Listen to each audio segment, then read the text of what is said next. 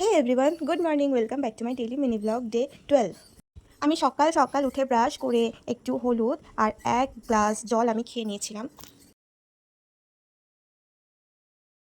আর সকাল সকাল বসে পড়েছি আমি আমার চা আর দুটো এরকম বান নিয়ে। আজকে আমি একাই চা খেয়েছি।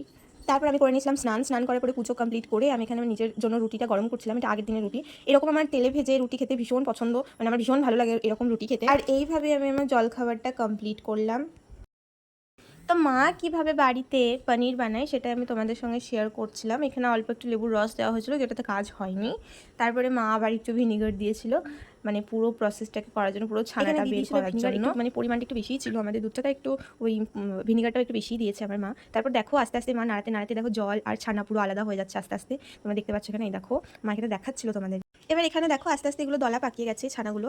এবার মা কি করবে, এই ছানাগুলোকে একটা সুতির কাপড়ে, মানে স্টেনারের ওপরে সুতির কাপড় বিছিয়ে এটাকে জলটাকে ঝরাতে দেবে, তাহলে এটা প্রসেসটা ভালো হয়। এই যে দেখতে পাচ্ছ তোমরা এখানে স্টেনারের ওপরে একটা সুতির কাপড় দিয়ে দিয়েছে। এবার একটু জলটা ঝরলে, একটু ঠান্ডা হলে তারপর মা এটাকে পুরো নিংড়ে জলটাকে বার করে নেবে। দেখো কি সুন্দর লাগছে না দেখতে ছানাগুলো। এবার এটা পনির হবে আস্তে আস্তে, তো চলো দেখি।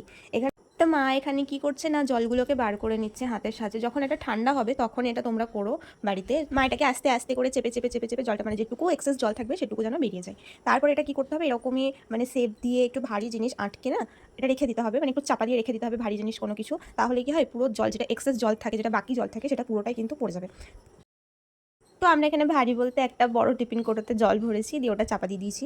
ঠিক আছে, তো চাপা দেওয়ার পরে অনেকক্ষণ পর, প্রায় 1-1.5 ঘন্টার পর আমি ছানাটাকে নিয়ে এসেছি। তো একটা এমনি পেপারে, এরকম ইলাস্টিকের পেপার পাওয়া যায় এরকম, এগুলো খাবার কভার করার জন্য থাকে। তো আমি ওটাতেই কভার করেছি এটাকে। এটা কভার করলে এটা আমি ফ্রিজে রাখবো। আর এখানে আমি রেখে দিয়েছি ডিপ ফ্রিজে, তারপর আমি নর্মাল ফ্রিজে রেখেছিলাম। তো এটা থাকবে। তো আমরা তারপরে করে নিয়েছিলাম লাঞ্চে ছিল আজকে আমাদের সবজি ছিল আর ডিম ভেজেছিলাম, আর তেমন কিছু ছিল না, আর ডাল ছিল আজকে। তো এই যে মাখিয়ে আমি ভাত খেয়েছি। তারপরেই আমরা ভাত খাওয়ার পরে মা আম কেটেছিল, তো আম 3জন মিলেই খেয়েছি। এখানে দেখাচ্ছি তোমাদেরকে। Hope you like this video. আবারও কালকে নতুন একটা ভিডিও নিয়ে আসবো। Bye by.